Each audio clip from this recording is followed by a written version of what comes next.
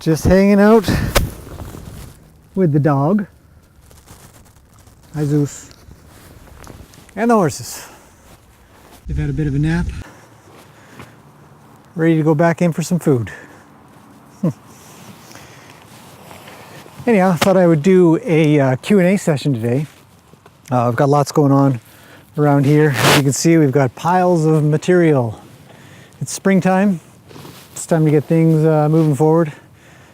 Getting ready for all kinds of things that are going on around here. But I get asked a bunch of questions here and there, emails, texts, in person, and I thought some of these questions are actually pretty good to put into a video, and they can be sort of sent out to anybody who wants to listen to them, see if they apply.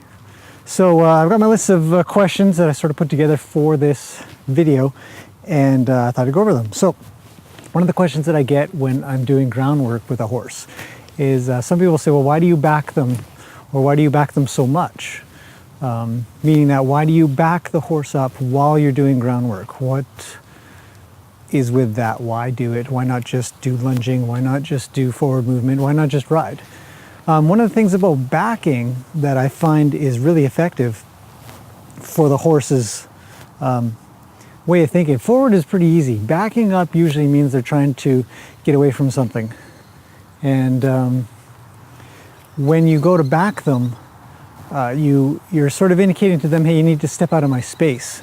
And the backing part of it, because they'll just get used to it a little bit more, when you go to do the groundwork, you'll also find that they'll yield a little bit better to you because they're used to sort of backing off a bit from you. So I find backing very, very useful. A lot of horses will sort of stop, or they'll get stuck, or their feet will get stuck. You'll find a lot of weaknesses when you go to back a horse.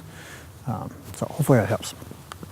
I've done a lot of actually videos and other articles on backing. I'll see if I can link those down below. So, flag, rope, whip, plastic bag on a stick.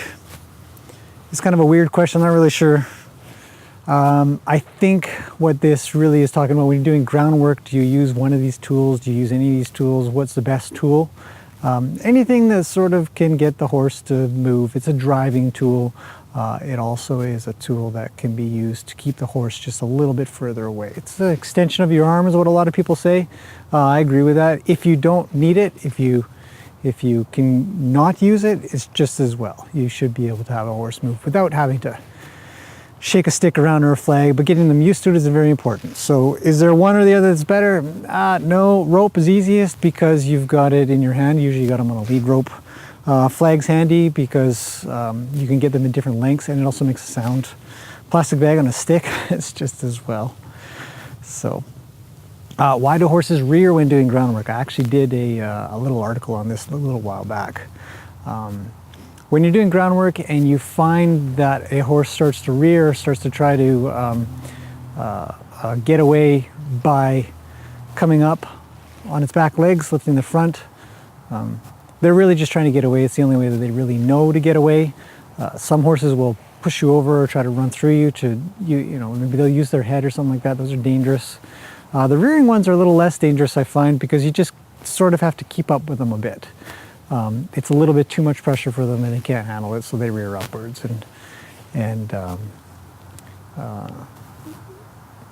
not capable of handling the amount of pressure or what you're asking, and their way of escaping is to just go upwards and backwards, and some of them will go over backwards. You have to be very careful if you've got one of those around. Just take it easy, take it slow, be methodical. Horses rear up because they're afraid. They're generally just trying to get away, at least in my experience. So, and do you let your horse rub on you? This is an interesting question. I had it from a little kid. Why do the horses rub? Usually they're itchy. Usually they just kind of want to scratch and they want you to scratch them, but they're being a little bit pushy about it. Do I let them rub on me? A little. I'm half and half. Some people are adamant against it. Some people let it happen all the time. It's case by case. Sort of, it's horse by horse, person by person. You know, sometimes you let them and sometimes you don't. That inconsistency can be kind of what I've probably posted about Luke. Sometimes he gets a little bit pushy. I'm inconsistent with him, but the others I'm not. So again, sort of horse by horse. I don't think that there's anything written in stone about horses. I don't think you You know, other than the feet moving thing, whether they move your feet or you move theirs, other than that, you can kind of be a little bit inconsistent with some things based on the horse, based on the time. So, you know. Last one is, do you maintain your own arena? This is a very interesting question. I can't imagine not maintaining my own arena. We've been working really hard these last couple of weeks here and trying to get the footing right, getting low spots figured out, high spots figured out, all kinds of things. And it takes time. If you maintain your own arena, absolutely. We're always getting in material, sand. You need something hard around the edges. You got to fix the wood. You got to put in new pieces or just redo screws and stuff like that. Very, very important. If you have an arena, you're maintaining it, and it takes a little bit of time, but well worth it. The horses are great. They love it. We let our horses nap in it and hang out in it. Obviously, training and riding happens in here. It's a safe place because it's all fenced. You don't have to worry about them taking off. They don't run through this fence. The gate's strong, all that kind of stuff. So having an arena, it goes without saying that you're going to maintain it yourself. And if you have, I guess, a lot of money, maybe you'd have somebody else maintain it. But for the most part, yes, we maintain it. So hopefully that helps. And we'll go with another Q&A maybe in a couple of weeks. But we've got lots of material coming soon. So stay tuned. Thanks for watching. Hi, buddy. What are you doing? What's up? And some scratches.